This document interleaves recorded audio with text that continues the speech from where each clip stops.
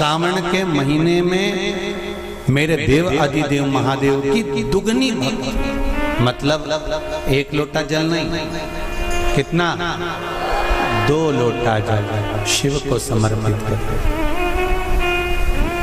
जा रहे हैं सब, 2 लोटा जल बाबा को समर्पित करते।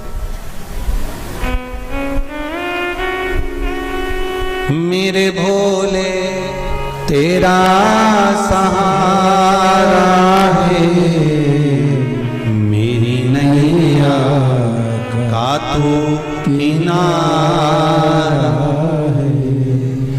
श्रावण शिव महापुराण की कथा में गंगा और पार्वती की मूल तत्वता,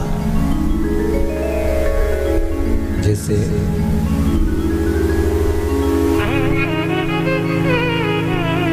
श्रावण का महीना आता है तो गंगा मैया और पार्वती मैया, ये दोनों सृष्टि के भार जब भगवान शंकर पर आ जाता है 4 महीने तक, जिसको हमारे यहाँ चतुर्मास कहा, तो ये 4 महीना जब चतुर्मास का आता है तो सृष्टि का संपूर्ण भार मेरे देवाधिदेव महादेव पर, और देवाधिदेव महादेव पर जब सृष्टि का भार आता है तो केवल अकेले महादेव इस भार को नहीं उठाता, इस भार को उठाने के लिए गंगा और माता पार्वती भी उनके नजदीक में आकर खड़ी हो जाती है।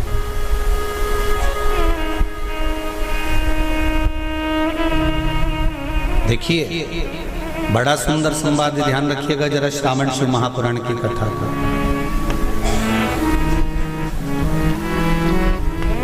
केवल एक पुरुष का कार्य नहीं है परिवार का भार उठाने का, केवल एक पुरुष का भार कर्तव्य नहीं कि परिवार का भार केवल पुरुष उठाए।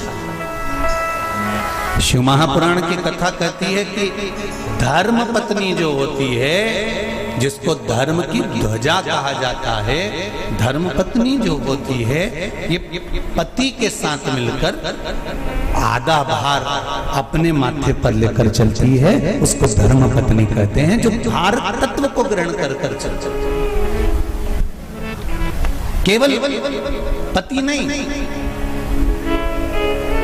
केवल पति नहीं, धर्म पत्नी भी भार ग्रहण करते हैं।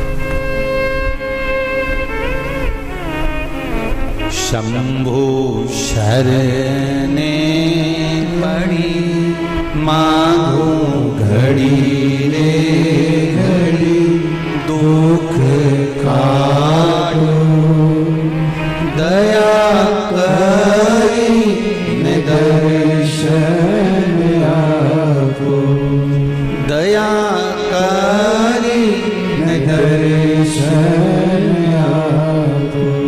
संपूर्ण भार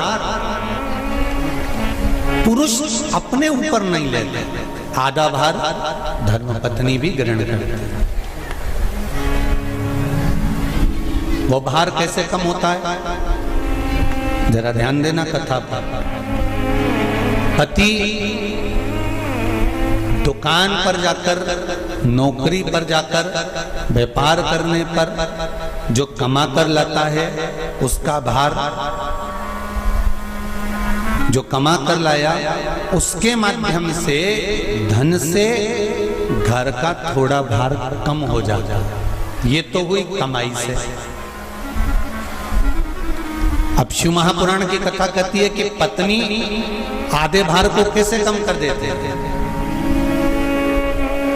तो कहा धर्म पत्नी आधे भार को ऐसे कम कर देती है कि वो घर में रहकर बच्चों का देख रेख कर कर, आए हुए अतिथि गण का सम्मान कर कर, भजन कर कर, कीर्तन कर कर, पुण्य कर कर, सत्कर्म कर कर, मंत्र जाप कर कर, नाम जाप कर कर, जो भगवत स्मरण में डूब कर जितना पुण्य अर्जित करती है धर्म पत्नी, उसमें से आधे से आधा पुण्य अपने पति के खाते में देती चली जाती है, उस भार को उठाने के लिए।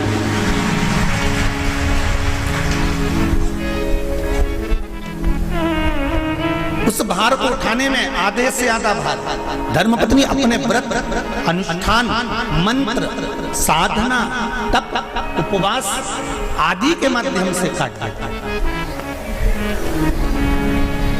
एक बात और याद रखिए, श्रावण के महीने में सारे व्रत आते हैं बहुत सुंदर सुंदर।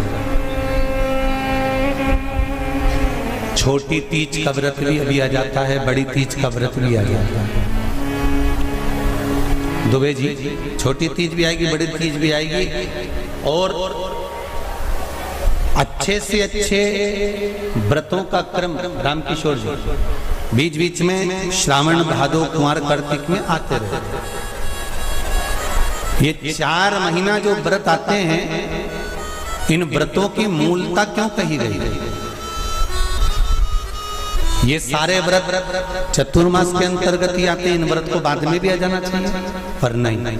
मूल जो व्रत हैं, पूजन है, अनुष्ठान है, देवी देवताओं के जो पूजन के भाव बताए, वही चतुर्मास में बताए।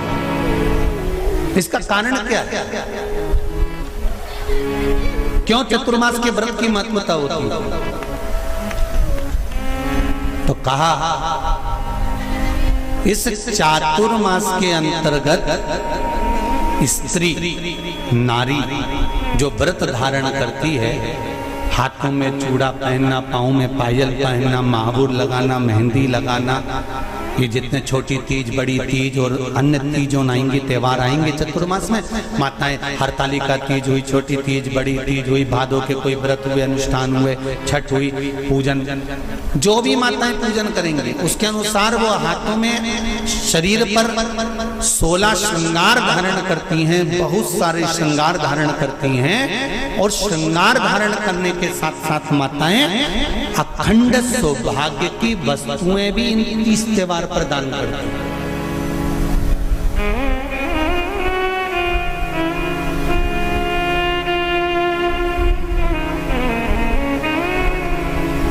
जो अखंड सौभाग्य की सूचक,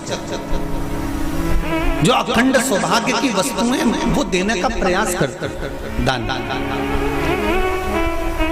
क्यों जीजियो, एक बात बताओ, जितने भी माताएं कथा सुन रही हैं और जितने फेसबुक यूट्यूब पर सुन रहे हैं और जितने आस्था चैनल पर सुन रहे हैं, श्रावण के महीने की श्रावण शिव महापुराण की कथा सुन रहे हैं, एक बात दिल से बताना, जितनी सौभाग्यवती माताएं होती हैं, ये संक्रांति पर भी 13 चीजें दान करती हैं, 14 चीजें दान करती हैं। बीच में कोई 16 सोमवार का उद्यापन करेंगी तो भी सुहाग की सामग्री देंगी, उद्यापन करेंगी तो भी सुहाग की सामग्री देंगी, कोई कार्य करेंगी तो भी सौभाग्य की सामग्री देंगी। सौभाग्य की सामग्री का दान क्यों किया जाए? सौभाग्य सूचक वस्तुओं का दान क्यों किया जाए? सौभाग्य की वस्तुएं क्यों प्रदान करी जाती है, क्यों दी जाती है? उसका कारण क्या है?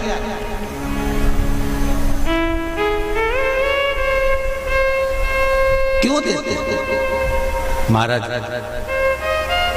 भारत की भूमि की सौभाग्यवती माताओं का एक मन की अभिलाषा रहती है, भारत की भूमि की माताओं की एक अभिलाषा रहती है कि जब उसके प्राण छूटे तो अखंड सौभाग्य धारण करके पति के कंधे पर और पुत्र के कंधे पर शमशान पर।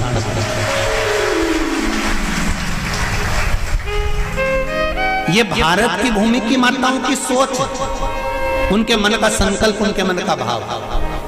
और विदेश की माताओं का क्या संकल्प होता है? महाराज, भारत का एक संत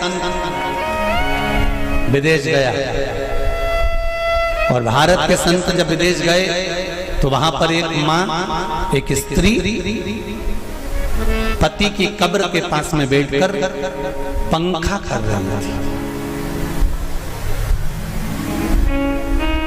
भारत के संत को बड़ा दुख हुआ, देखो हमारे यहाँ की माताएं तो पति के साथ सती हो जाती हैं, हमारे भारत की भूमि की माताएं तो पति के साथ सती हो जाती हैं, पर ये तो विदेश की माताएं तो भारत की माता से भी बढ़कर है कि पति मर गया, कब्र के अंदर है, तो भी पंखा कर रही हैं। ये तो इनसे भी बड़ी है, भारत की माता से भी बड़ी, ये विदेश की माता।